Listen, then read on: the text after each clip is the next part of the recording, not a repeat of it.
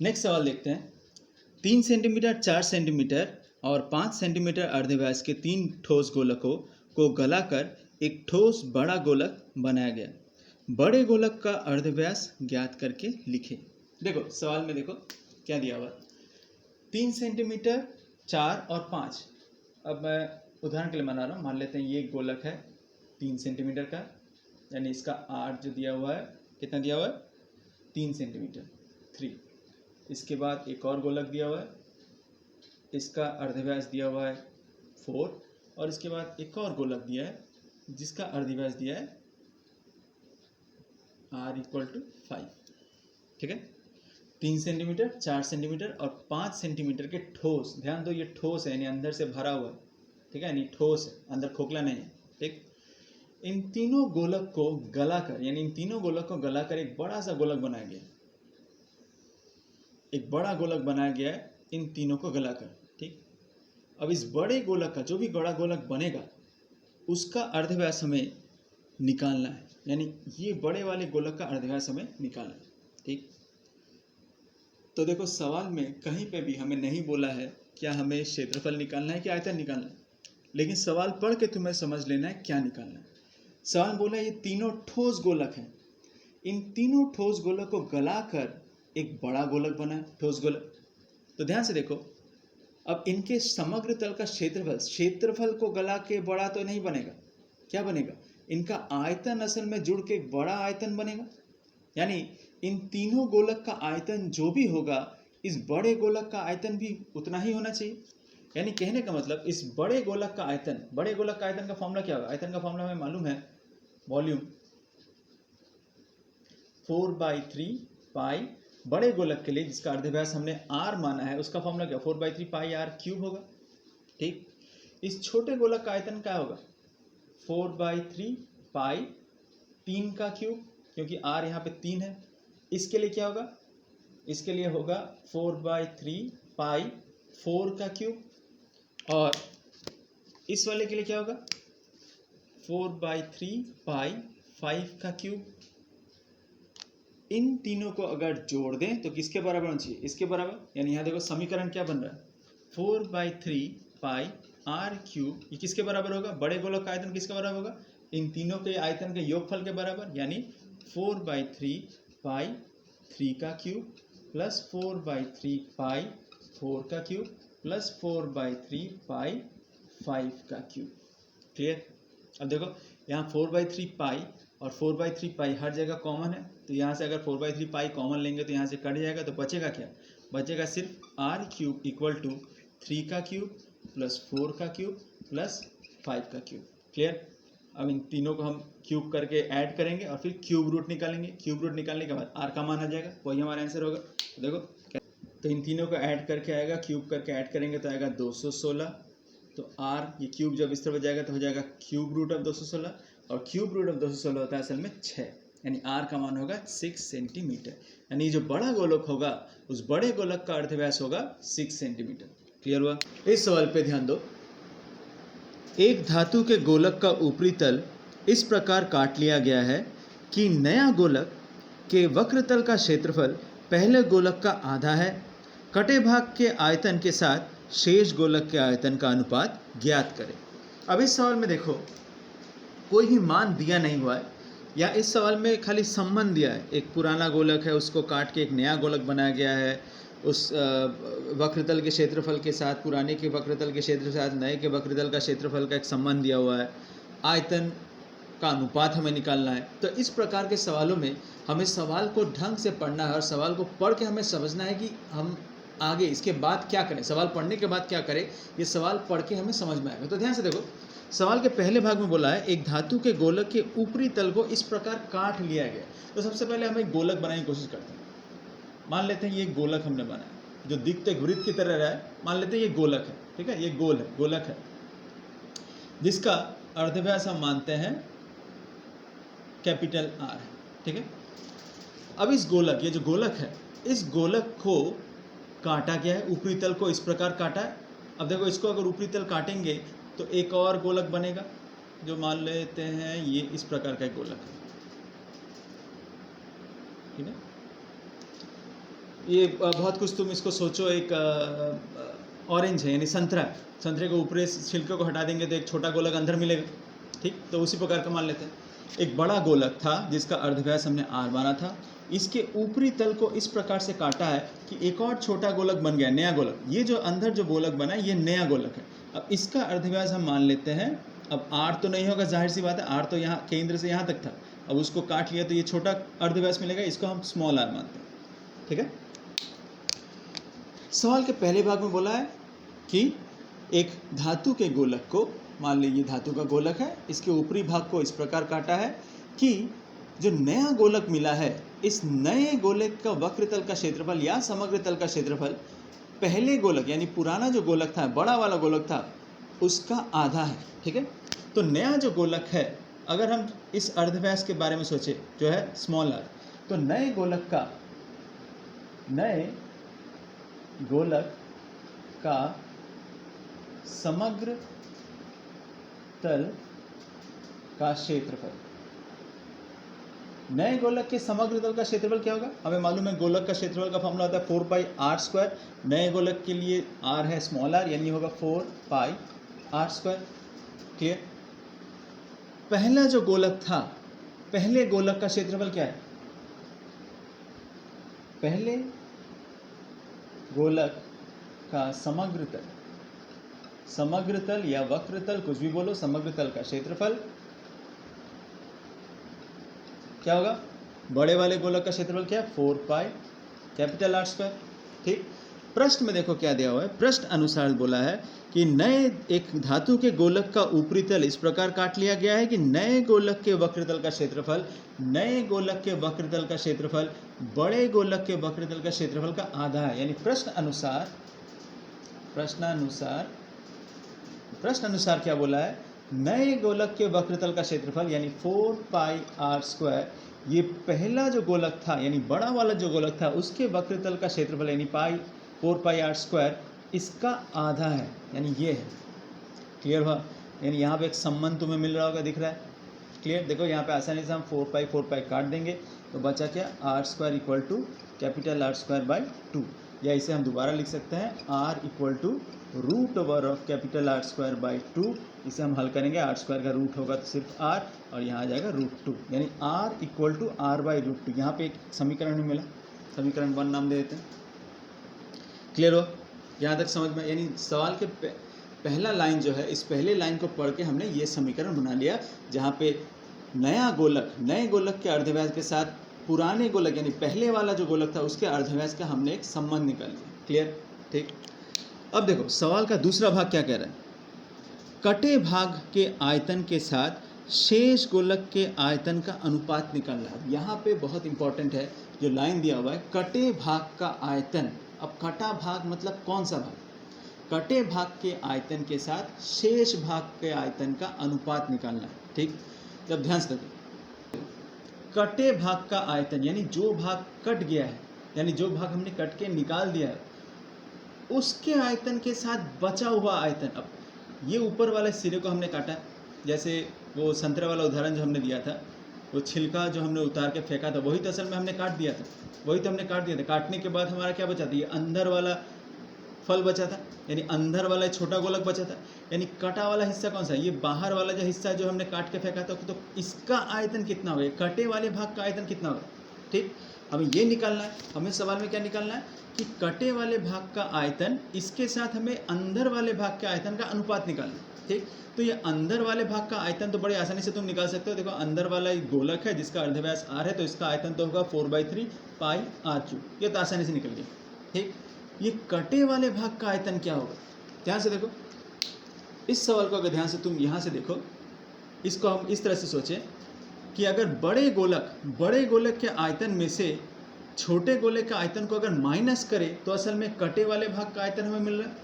Clear? समझ में आ रहा है? देखो बड़ा वाला जो गोलक है, उस गोलक के पूरे गोलक में से अगर ये अंदर वाला काट के मैं बाहर निकाल दूँ, यानी बचेगा क्या? ये वाला हिस्सा ही बचेगा जो असल में कटा हुआ है हिस्सा है, जो हमने काट के निकाल दिया है। क्लियर? यानी सवाल में हमें असल में अभी नेक्स्ट स्टेप में क्या करना है? बड़े गोलक का आयतन है 4/3 पाई आर क्यूब, इसमें से माइनस करना है इस छोटे वाले भाग को 4/3 पाई आर क्यूब। ये वाला भाग हमें हल करना है, ये वाला भाग हल करके हमें किसको इससे डिवाइड करना है इस अंदर वाले भाग के आयतन से, यानी 4/3 पाई आर क्यूब से डिवाइड करना है। तो फिलहाल हमें सिर्फ ये वाला हिस्सा पहले हल करना है, 4/3 पाई आर क्यूब, यानी बड़े वाले गोलक के आयतन के साथ माइनस करेंगे छोटे वाले गोलक का आयतन, तब हमें असल मिलेगा कटे वाले भाग का आयतन मिलेगा। ये कटे वाला भाग का आयतन निकालने के लिए हमें इसे हल करना होगा। ठीक, तो नेक्स्ट स्टेप पे वो करते हैं। कटे भाग का आयतन, कटे भाग का आयतन हमने कैसे निकाला? बड़े गोलक के साथ अंदर वाले गोलक के आयतन को माइनस करेंगे तो कटे वाले भाग का आयतन आएगा। तो बड़े गोलक का आयतन था 4/3 पाई आर क्यूब, इसमें से माइनस करेंगे छोटे वाले का 4/3 pi are small cube. Clear? यहाँ तक क्लियर हुआ? r इक्वल टू r/√2 ये समीकरण मिला था, या इसे हम घुमा के लिख सकते हैं। देखो इसे हम लिख सकते हैं r equal to r into √2, r equal to r into √2 भी लिख सकते हैं इस समीकरण को घुमा के, यानी जहाँ पे कैपिटल R है उसकी जगह हम क्या लिख सकते हैं r इंटू √2। ठीक, तो यहाँ पे देखो कैपिटल R है तो हम क्या करेंगे 4/3 पाई कैपिटल R की जगह हम लिखेंगे r इंटू √2 का whole cube minus 4/3 pi are cube. Clear? इसको हम दोबारा लिख सकते हैं 4/3 पाई r का क्यूब होगा तो r क्यूब भी होगा, और √2 का क्यूब यानी √2 को 3 बार गुना करेंगे, √2 इंटू √2 इंटू √2, तो असल में क्या होगा 2√2 minus 4/3 pi are cube. Clear? अब इसमें कॉमन क्या देखो 4/3 pi are cube, 4/3 pi are cube common है, इसको बाहर निकाल लेते हैं, अंदर रह जाएगा 2√2 माइनस 1। क्लियर? तो ये क्या निकला? कटे भाग का आयतन। प्रश्न में देखो क्या दिया है, प्रश्न में दिया है कटे भाग के आयतन के साथ शेष भाग का आयतन। कटा वाला हिस्सा तो ये काला वाला हिस्सा है जो हमने काट दिया, काटने के बाद जो शेष हिस्सा क्या है, वो शेष हिस्से अंदर वाला हिस्सा है जिसका अर्धव्यास r है, जिसका आयतन है 4/3 पाई आर क्यूब। यानी हमें असल में क्या करना है, इस कटे भाग के आयतन के साथ इसके आयतन का अनुपात निकालना है। प्रश्न अनुसार देखो, प्रश्नानुसार क्या करना है, कटे भाग का आयतन इस्टू शेष भाग का आयतन। क्लियर? तो कटा भाग क्या है, कटा भाग है ये वाला हिस्सा, यानी 4/3 पाई आर क्यूब 2√2 माइनस 1, और शेष भाग क्या है, देखो शेष भाग का आयतन, शेष भाग है 4/3 पाई आर क्यूब, यही हमारा शेष भाग है। ठीक, तो वो क्या होगा 4/3 पाई आर क्यूब। देखो 4/3 पाई आर क्यूब यहाँ पे भी है, 4/3 पाई आर क्यूब यहाँ पे है, तो ये असल में पूरा कट जाएगा, तो बचेगा क्या, सिर्फ 2√2 माइनस 1:1। तो ये हो गया तुम्हारा आंसर। क्लियर? सवाल नंबर 13 देखते हैं। 14 सेंटीमीटर व्यास वाले एक भूगोलक के अक्ष का वक्रतल में 0.7 सेंटीमीटर अर्ध व्यास वाले 2 छिद्र किए गए। भूगोलक के गोलाकार भाग के पत्थर का क्षेत्रफल ज्ञात करें। देखो ग्लोब, ज्योग्राफी में ग्लोब तो तुमने देखा होगा, ठीक, पृथ्वी का अर्थ का जो ग्लोब होगा वो देखा है, होता कुछ इस प्रकार का है, जो असल में गोलक ही होता है, स्फीयर ही होता है, जिसके ऊपर और नीचे 2 छेद होते हैं, जिसमें इस प्रकार का स्टैंड लगा रहता है कि नहीं। तो देखो ये जो ग्लोब का अक्ष है, एक्सिस, इस एक्सिस के बराबर ही ग्लोब ऐसे घूमता है। ठीक, सवाल में क्या दिया हुआ है, 14 सेंटीमीटर व्यास वाले एक भूगोलक, यानी ये जो गोलक है इसका व्यास असल में यानी डायमीटर दिया हुआ है, डायमीटर दिया हुआ है 14, यानी अर्धव्यास कितना दिया होगा, अर्धव्यास दिया है 7 सेंटीमीटर, व्यास दिया है 14, अर्धव्यास है 7, व्यास का आधा। भूगोलक के अक्ष का वक्रतल में, अक्ष का जो वक्रतल है यानी इसका जो सरफेस है ऊपर और नीचे 2 छेद किए गए, 2 छेद किए गए, उस छेद का अर्धव्यास क्या है, यानी ये जो छेद है इसका अर्धव्यास भी मैं यहाँ दिखा दे रहा हूँ 0.7 सेंटीमीटर है, और इसका अर्धव्यास भी वही 0.7 सेंटीमीटर। ठीक, अर्धव्यास। ठीक, अब ये जो छेद किए गए किस आकार के हैं, वृत्ताकार, यानी यहाँ जो वृत्त है और यहाँ जो वृत्त है दोनों एक ही आकार के वृत्त है और उनका अर्धव्यास है 0.7 सेंटीमीटर। क्लियर? तो ये जो अक्ष में 2 छेद है ये किस आकार के हैं, वृत्ताकार है। तो इस सवाल में हमें असल में करना क्या है, इस सवाल में हमें करना है ये जो गोलक है, जो एक भूगोलक, ये जो भूगोलक है जो गोलाकार है, इसके वक्रतल का क्षेत्रफल में से हमें क्या करना है, ये जो 2 छेद है इस छेद का जो क्षेत्रफल होगा उन दोनों को माइनस करने से हमें बाकी बचे वक्रतल का यानी समग्र तल का क्षेत्रफल मिल जाएगा। हमें करना है इसका मतलब इस गोलक के क्षेत्रफल में से इन दोनों वृत्त के क्षेत्रफल को माइनस करना है। तो सबसे पहले हम देखते हैं इस गोलक का क्षेत्रफल क्या होगा। भूगोलक का क्षेत्रफल, भूगोलक का क्षेत्रफल का फॉर्मूला क्या है, 4πr²। यह फॉर्मूला 4 इंटू 22/7 इंटू आर का मान कितना है 7 यानी 7 का स्क्वायर। देखो 1 7 तो वैसे ही कट गया यानी बचा 4 इंटू 22 यानी 88 इंटू 7। तो ये अगर हिसाब करें तो ये कितना आएगा, ये आएगा तुम्हारा 616 सेंटीमीटर स्क्वायर। क्लियर, ये निकल गया तुम्हारे गोलक का क्षेत्रफल, भूगोलक का समग्र तल का क्षेत्रफल या वक्रतल का क्षेत्रफल। अब हमें देखना है कि ये जो दो छिद्र है इनका क्षेत्रफल कितना आता है एक छिद्र का, यानी भूगोलक के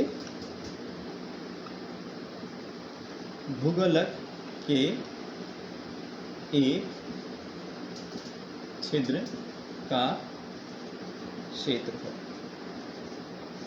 भूगोलक के एक छिद्र का क्षेत्रफल, ये जो छेद है ये किस आकार का है, वृत्ताकार है।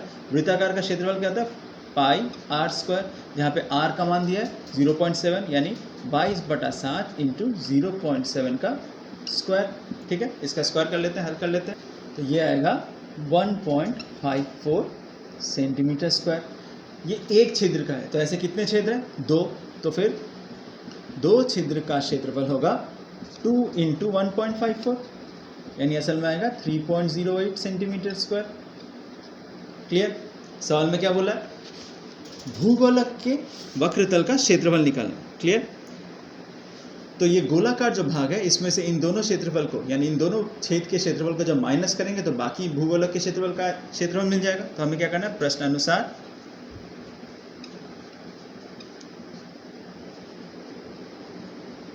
भूगोलक के गोलाकार भाग का क्षेत्रफल क्या होगा, 616 में से माइनस करेंगे 3.08 जो असल में कितना आएगा 612.98 centimetre square. 612.98 centimetre square. Clear, सवाल समझ गए। अब तुम्हारे सवाल में जो किताब में जो सवाल मिलेगा उसका आंसर तुम्हें यहाँ कुछ और मिलेगा, क्योंकि किताब में ख्याल रखना अगर ये जो गोलक है जिसका सवाल में बोला गया है कि गोलक का व्यास 14 सेंटीमीटर, गोलक के व्यास अगर 14 सेंटीमीटर तो उसका अर्धव्यास 7 सेंटीमीटर का, जो मान के हमने हल किया और आंसर ये है। और किताब का आंसर जो है, किताब में जो आंसर दिया है उसको अगर तुम्हें मैच करवाना है तब वहाँ सवाल में जो यहाँ दिया हुआ है व्यास 14 सेंटीमीटर है उसे तुम्हें मान लेना होगा अर्धव्यास 14 सेंटीमीटर। अगर अर्धव्यास को 14 यहाँ पे 14 मान के चलो, अर्धव्यास को 14 सेंटीमीटर मान के चलो, तब जो आंसर इसी प्रकार से हल करेंगे तो जो आंसर आएगा वो किताब के साथ मैच करेगा। क्लियर, खैर अगर सवाल यही है कि अगर उसका व्यास है 14 सेंटीमीटर तो अर्धव्यास होगा 7, उस हिसाब से आंसर होगा 616.98 सेंटीमीटर स्क्वायर। क्लियर हुआ। नेक्स्ट सवाल ध्यान देते हैं, एक गोलक के अर्धव्यास में 50% वृद्धि करने से वक्रतल का क्षेत्रफल कितने प्रतिशत बढ़ेगा उसे लिखें। ठीक है, सवाल को ध्यान से देखो क्या लिखा बोला हुआ है, एक गोलक के अर्धव्यास में 50% वृद्धि करने से। तो इसका हम चित्र अगर बनाएं, चित्र से समझे, एक अगर गोलक है मान लेते हैं, ये गोलक है, ठीक है, जिसका अर्धव्यास है r, ठीक है, अर्धव्यास है r। ये जो अर्धव्यास है इसको 50% बढ़ा दिया। अर्धव्यास को अगर बढ़ा देंगे तो गोलक का आकार भी बढ़ जाएगा, गोलक का आकार बढ़ेगा, जिसका अर्धव्यास जाहिर सी बात है r तो नहीं रहेगा, इससे बड़ा होगा। कितना बड़ा, 50% ज़्यादा, यानी ये जो अर्धव्यास होगा इसका 50% ज़्यादा होगा। ये सवाल में दिया। अगर ऐसा है, किया गया है, तो वक्रतल के क्षेत्रफल में कितने प्रतिशत की परिवर्तन आएगा, यानी पहले जो क्षेत्रफल था r 50% बढ़ने के बाद जो क्षेत्रफल होगा इसका कितना प्रतिशत बढ़ेगा, यानी परसेंट में इसका आंसर निकालना। क्लियर, तो इस तरह के सवालों में, इन तरह के सवालों को हम किस तरह से हल करें, ध्यान से देखो। तो सबसे पहले तो हम मान लेते हैं माना कि पहले गोलक का अर्धव्यास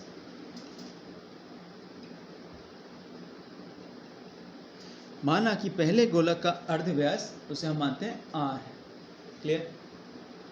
प्रश्न अनुसार क्या बोला है? प्रश्न में क्या बोला गया है कि अर्धव्यास को 50% बढ़ाया गया, यानी प्रश्न अनुसार 50% बढ़ाने के बाद 50% बढ़ाने के बाद किसका 50%? इस r का, यानी r को प्लस किया गया 50% ऑफ r, r के साथ जोड़ा गया 50% ऑफ r। इसको हल कर लेते हैं तो r प्लस 50/100 इंटू r, तो इसे हल करेंगे तो यहाँ 2, यानी कितना आ रहा है देखो 2r प्लस r बाई 2, यानी 3r/2। क्लियर? यानी 50% बढ़ाने के बाद जो हमारा अर्धव्यास होगा कितना है 3r/2, यानी 3r/2 असल में क्या है?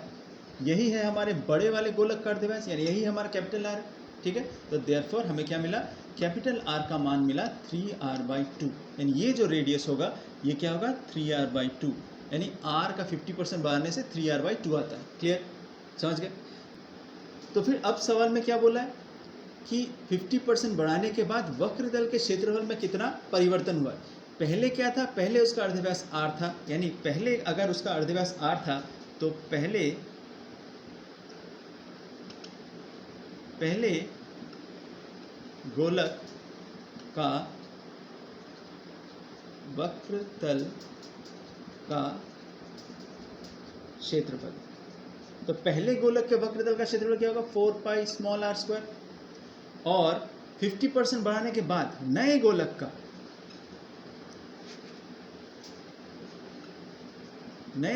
का वक्रतल का क्षेत्रफल क्या होगा 4πr², और यहाँ पे r क्या है 4πr², और यहाँ पे r का मान क्या है 3r/2, यानी इसे हम लिख सकते हैं 4π, r की जगह लिख सकते हैं 3r/2 का होल स्क्वायर।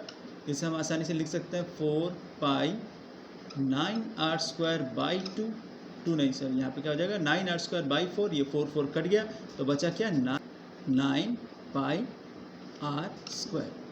ठीक है, तो ध्यान से देखो, पहले गोलक के वक्रतल का क्षेत्रफल 4πr², 50% r, रेडियस को 50% बढ़ाने के बाद नए गोलक के वक्रतल का क्षेत्रफल आया 9πr²। तो कितना परिवर्तन, तो जिस इन तरह के सवालों में जहाँ पे हमें कितना प्रतिशत उसका परिवर्तन हुआ है, परिवर्तन कितना हुआ है, परिवर्तन वाले सवालों में हमें सबसे पहले निकाल लेना होगा कि वक्रतल के क्षेत्रफल में कितना परिवर्तन हुआ, सबसे पहले ये निकालना। ठीक, तो ध्यान, तो हमने पहले गोलक के वक्रतल का क्षेत्रफल 4πr² पाया, और नए गोलक के वक्रतल का क्षेत्रफल यानी r को 50% बढ़ाने के बाद नए गोलक के वक्रतल का क्षेत्रफल पाया 9πr²। सवाल में दिया हुआ है कितना प्रतिशत वक्रतल के क्षेत्रफल में परिवर्तन हुआ है। तो इस प्रकार के सवाल में जहाँ पे हमें परसेंटेज में परिवर्तन निकालना है, तो सबसे पहले हम निकाल लेंगे कि इनके वक्रतल के क्षेत्रफल में, यानी पहले की तुलना में नए में जो वक्रतल का क्षेत्रफल बढ़ा, कितना बढ़ा, यानी कितना अंतर हुआ। सबसे पहले वो निकालेंगे कि परिवर्तन का मान निकालेंगे। परिवर्तन कहाँ से कहाँ, पहले से नए में, यानी ये बड़ा है ये छोटा है, कितना परिवर्तन हुआ।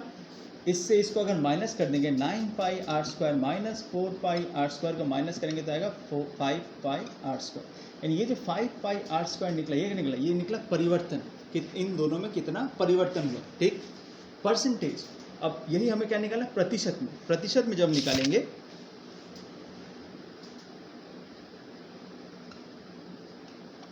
क्षेत्रफल में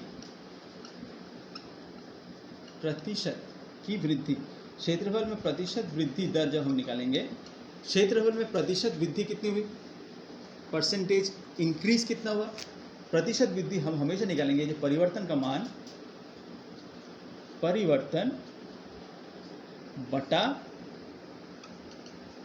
पहले का मान इंटू 100। अब चूंकि हम प्रतिशत में निकाल रहे हैं इसलिए हमने इंटू 100 किया।